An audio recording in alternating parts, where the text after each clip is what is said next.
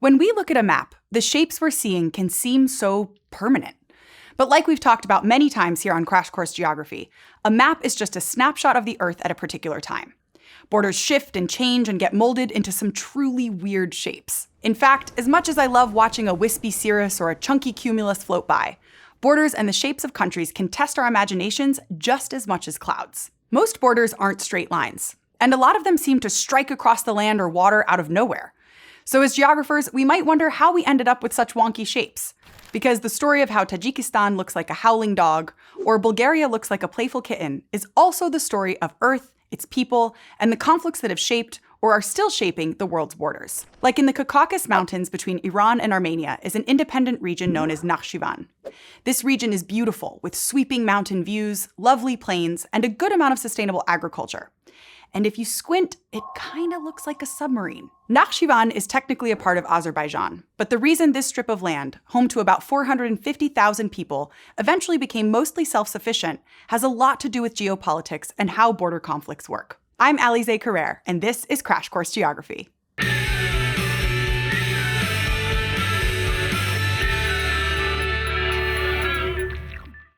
Like we learned last time, geopolitics is the study of international relationships across space. Some states have more power than others, and the attempts to have relationships across those power differences create an uneven political landscape. One place geopolitical relationships and power dynamics meet is at borders. Like we talked about in episode 35, many scholars believe it was only in the 1800s that boundaries were more likely to be precise and surveyed with detail. Before that, what are sometimes called natural boundaries, like mountains, rivers, or lakes, would serve as loose borders, like the Rio Grande separating part of the US and Mexico. But that gets messy. A mountain doesn't just get up and walk away, but every time the river shifted, or if someone built a dam, or if there was a major weathering event, then the border could change. In contrast, a boundary that's imposed on the land rather than following a physical feature is called an artificial or geometric boundary. They often ignore natural or cultural features. Though categorizing boundaries as artificial or natural is becoming less popular. Since we've made borders more precise as our political systems changed, we've pinpointed natural and artificial borders with coordinates. We can even use GPS, so we're pretty sure the 2021 version of, say, Japan really does look rather like a seahorse. And all jokes aside, shape really does matter. The physical shape of a state can help spur border tensions and require more effort from within the state to maintain unity. For instance, a compact state like France has a capital, or center of power, that's roughly centrally located. So all parts of the country have to put in more or less the same amount of effort to communicate and potentially access government resources. But that's not so easy someplace like Indonesia, which is fragmented, the Baja California Peninsula that protrudes out, or Chile, which is elongated. All of these shapes can lead to power imbalances, including in Nakhchivan. As a fragment of Azerbaijan, Nakhchivan is an exclave, meaning a portion of a state separated from the main part of the state by another country. As geographers, we might ask why exclaves even exist, because they really seem convenient for no one. And to do that in Nakhchivan, we have to look back at some of the history of this land. Both Armenia and Azerbaijan declared independence from the Soviet Union in 1991, but remained in conflict over a number of regions, including Nakhchivan and the Nagorno-Karabakh region to the east. And these conflicts are all related through the categories we break artificial boundaries into, which are all based on their relationship to the land. For example, with Armenia and Azerbaijan, many of their boundaries were drawn for them by the Soviet Union and were superimposed, meaning they were drawn with no regard to cultural traits or local power structures. These are also considered subsequent borders, meaning they were drawn after existing settlement patterns already existed. And if a subsequent boundary is drawn around a group for cultural reasons, it's called a consequent boundary. But borders can also be antecedent, or boundaries that existed before the settlement of the land, when it was perceived to be unsettled. And there can also be relic boundaries, or old boundaries, with cultural remnants of previous frontiers and boundaries like the Berlin Wall. So as geographers, we want to figure out what led to Armenia and Azerbaijan ending up with superimposed and subsequent boundaries. The Nagorno-Karabakh and Nakhchivan region has a history of being tied to groups with mostly ethnically Armenian ancestry. But at least by the 1700s, there were strong settlements of Azeris as well, which is the main cultural group in Azerbaijan. But neither ethnic group has had much chance at peace. First, after the Russian Empire collapsed, Armenians in the Nagorno-Karabakh area declared themselves independent. But then the area was subject to a series of conflicts between Armenians and Azeris until the Soviet Union incorporated the territory into its borders in 1920. The Soviet Union then superimposed new borders. Nagorno-Karabakh was put in Azerbaijan, even though a majority of the population was ethnically Armenian. Though to further complicate things, it was allowed to be a semi-autonomous state, meaning it could make some governing decisions without approval from leaders in Azerbaijan. At this time, Nakhchivan also became part of Azerbaijan after centuries of being claimed by the Iranian, Russian, and Ottoman empires. Basically, by the time the Soviets controlled the region, Nakhchivan considered itself closely tied to Azerbaijan and elected to join them, which the Soviets agreed to. Ultimately, with a piece put here and a piece put there, the region was fragmented, which is when territories that are a part of the same system aren't physically connected together. And this can create areas where control is weak. Semi-autonomous regions can also create uncertainty, since it can be confusing who's in control when a place has most of the power but not all of it. For Armenia and Azerbaijan, the consequences of fragmentation and power confusion have been huge.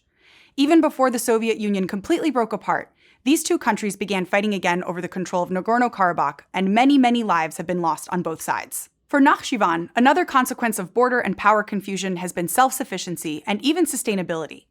To support Nakhchivan, the rest of Azerbaijan has to cross through Armenia, and that crossing was often closed due to ongoing conflict and war between the two countries. So rather than relying on the rest of their country, people from Nakhchivan say they've had to develop other ways to supply what they needed. In other parts of the world with contentious borders, the territory can go through balkanization, which is a term used to describe the way states often break apart when the power holding them together weakens. Those new states often fall along ethnic lines, creating new consequent boundaries. Sometimes balkanization results in irredentism, which is when a country takes back land it claims as its own, or with people of its own, like trying to reclaim and unify enclaves and exclaves, which in some ways is what Armenia and Azerbaijan have been trying to do. But in areas like Nagorno-Karabakh, where more than one ethnic group or national group attempts to claim the territory, creating borders creates conflict. The fights can be brutal as each side fights to have control over what is seen as their homeland. We've talked a lot about the Armenians and the Azeris, but conflicts like these often involve other powers too. The two largest political powers in the area are Russia, the former power influencing both countries, and Turkey, who from the Ottoman Empire to today has an antagonistic history with Armenians, but has imperial and cultural ties with the Azeris. Both of these countries have something to gain in the outcome of this conflict that doesn't relate directly to how Nagorno-Karabakh or Nakhchivan are governed. So while the Armenians and the Azeris do the actual fighting, they're also part of a proxy war, which is when larger world powers begin to intercede in a conflict, often indirectly, to tip the outcome in their favor. In Nagorno-Karabakh in 2020, Turkey decided to aid Azerbaijan and gave them enough military power that the Armenians ultimately had to sign a peace deal. The deal divides Nagorno-Karabakh and will give some holdings to Armenia, but Azerbaijan will keep control over areas it deems important. From that help, Turkey now has the gratitude of Azerbaijan, and better access to resources. The new borders come together in such a way that Turkey can now build a road connecting Nakhchivan to the rest of Azerbaijan and the resource-rich Caspian Sea, without having to go through Armenia or Iran, all countries that can be politically complicated. These moves also told the entire region that Turkey intends to be a geopolitical player and be a major player in conflict and negotiation. Russia, on the other hand, often supports Armenia, but surprised them by largely staying out of the 2020 conflict until it was time to talk peace. It's another move on the geopolitical chessboard, one that attempts to make Russia essential to creating peace in the region. But whether it's part of a proxy war or not, battling over resources is a common border conflict, both on land and at sea.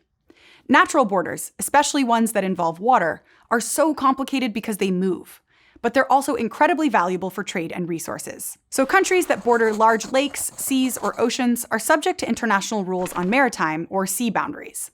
Basically, as you move away from shore, countries have less and less control until you reach the high seas, which are in fact a real thing and not just the stuff of pirate lore. Anyone can roam the high seas, and the resources there are declared a common good for all humankind. But it takes 200 nautical miles to reach the high seas, which is a lot of distance, especially in areas with a lot of small islands, which means conflicts ahoy, like in the South China Sea. This area is a rich fishing ground, as well as home to billions of barrels of oil and trillions of tons of natural gas. It's also an important trade route, with about 1/3 of global shipping traffic passing through. So if one country could control the South China Sea, it would mean a staggering amount of economic power. Talking about the South China Sea could be a whole episode, but the basics of what's been going on since 2010 go like this. In the 2010s, China began augmenting and constructing islands throughout this region to help bolster its claim that it owns the land in the region, and therefore can access natural resources. But also in the region are 6 other countries: The US has also chosen to get involved as an ally of the Philippines and a party very interested in trade and resources. While the South China Sea is definitely vast, the idea of one country controlling it creates fears that this could become a place that will behave like a choke point, which is usually a narrow strip of land or sea that can be easily closed by force or threat of force. So the US claims to be securing the area so that it stays open to trade. But the Chinese claim the involvement of the US and the international community is a threat that actually restricts the flow of goods and threatens their ability to defend themselves and claim their historic territory, which is irredentism in action. And there are additional complaints about military maneuvers and other claims, which is why parts of the South China Sea are also called the East Sea, the Nusantara Sea, the Luzon Sea, and the North Natuna Sea. So this body of water that I now have no idea what to call is another example of how the threads that drive geopolitical conflicts can feel so complicated. Throw together disagreements over identity and sovereignty with the interests of larger, more powerful countries, and sprinkle in a dash of lucrative resources, and we've got a recipe for conflict. The shape of a country does matter, and has a complex story to tell because power moves, which is why the ebb and flow of conflict seems to be always shifting and moving, and gives geographers plenty to keep track of. Next time, we'll see that ebb and flow gain one more layer of complication as we look at how economics and politics work together to shape the stories of Bulgaria and Germany. Many maps and borders represent modern geopolitical divisions that have often been decided without the consultation, permission, or recognition of the land's original inhabitants. Many geographical place names also don't reflect the indigenous or aboriginal people's languages. So we at CrashCourse want to acknowledge these people's traditional and ongoing relationship with that land and all the physical and human geographical elements of it. We encourage you to learn about the history of the place you call home through resources like nativeland.ca and by engaging with your local indigenous and aboriginal nations through the websites and resources they provide. Thanks for watching this episode of Crash Course Geography, which is filmed at the Team Sandoval Pierce studio and was made with the help of all these nice people. If you want to help keep Crash Course free for everyone forever, you can join our community on Patreon.